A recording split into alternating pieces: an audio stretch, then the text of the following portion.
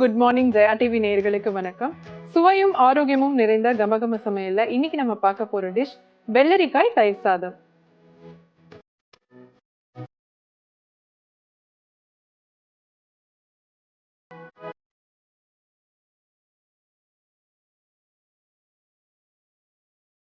இந்த வெள்ளரிக்காய் தயிர் சாதம் செய்யறதுக்கு தேவையான பொருட்கள் என்னன்னு பார்த்துட்டு வந்துடலாம்.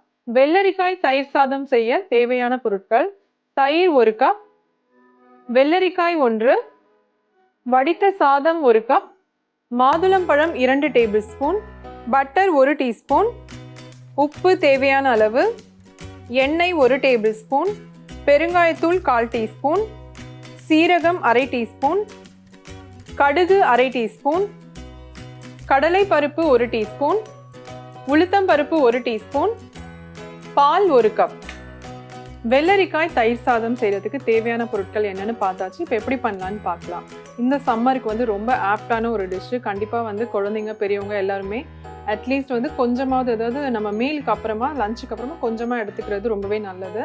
இதுக்கு பார்த்தீங்கன்னா நம்ம வந்து சாதம் வந்து வேக வச்சு வச்சுருக்கோம். அதாவது பால் ஊற்றி இந்த சாதம் வந்து வேக வச்சு வச்சுருக்கோம். உப்பு போட்டு பால் போட்டு, ஃபுல்லாகவே பால் இல்லை, நீங்கள் எவ்வளோ தண்ணி வைக்கிறீங்களோ அதில் பாதி அளவுக்கு பால் சேர்த்து வேக வச்சு நல்லா குழைய வேக வச்சு வச்சுருக்கோம்.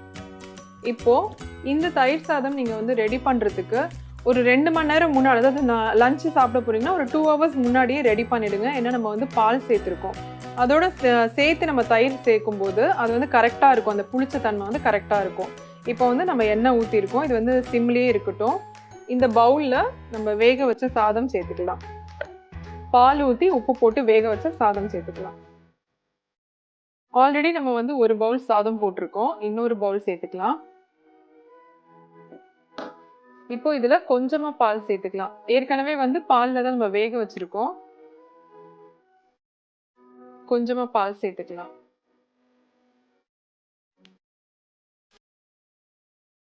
சேர்த்தாச்சு. அடுத்தது தயிர் சேர்த்துக்கலாம்.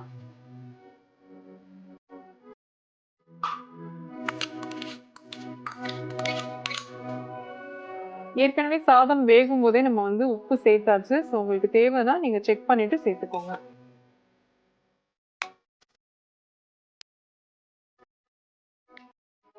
இதுல வெள்ளரிக்காவை துருவி வச்சிருக்கோம். இதுல இருந்து தண்ணி எல்லாம் பிழிஞ்சு எடுக்க வேண்டாம், அப்படியே இருந்தா பரவாயில்ல. இந்த வெள்ளரிக்காவை இந்த சாதத்தோட சேர்த்துக்கலாம். இப்போ இதுல பச்சை மிளகாய் சேர்த்துக்கலாம். சப்போஸ் உங்களுக்கு வந்து பச்சை மிளகாய் வேண்டாம், அதாவது குழந்தைங்க சாப்பிட போறாங்க, வாயில கடிப்படும் அப்படின்னா நீங்க வந்து பச்சை மிளகாவை எடுத்துடலாம். கொஞ்சமா நீங்க வந்து மிளகாய் தூள் சேர்த்துக்கலாம்.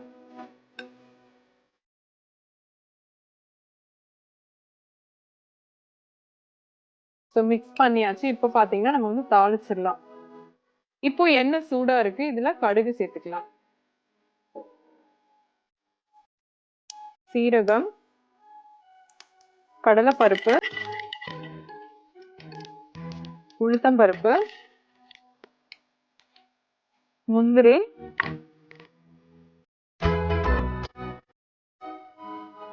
பெருங்காயத்தூள்,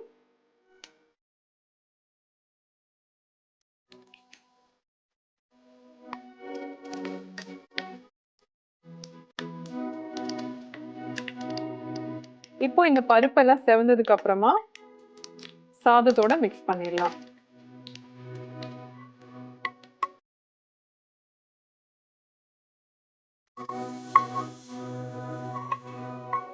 இப்போ அந்த எண்ணெய் சூடா இருக்கும் போதே பட்டர் 1 ஸ்பூன் சேர்த்துக்கலாம்.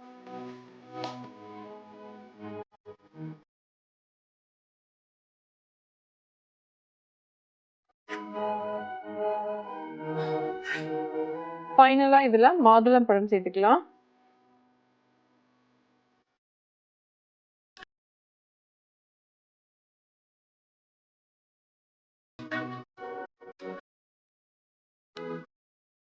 நம்ம வெள்ளரிக்காய் தயிர் சாதம் சூப்பரா ரெடி ஆயிடுச்சு.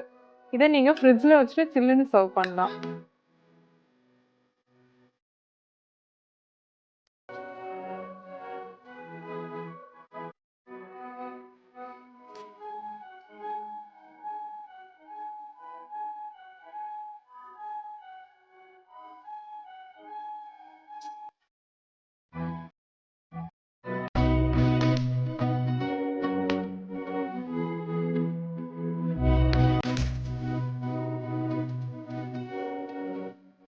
சம்மர் ஸ்பெஷல் வெள்ளரிக்காய் தயிர் சாதம் எப்படி பண்றதுன்னு பாத்தீங்க. கண்டிப்பா உங்க எல்லாருக்கும் பிடிச்சிருக்கும். ட்ரை பண்ணி பாருங்க.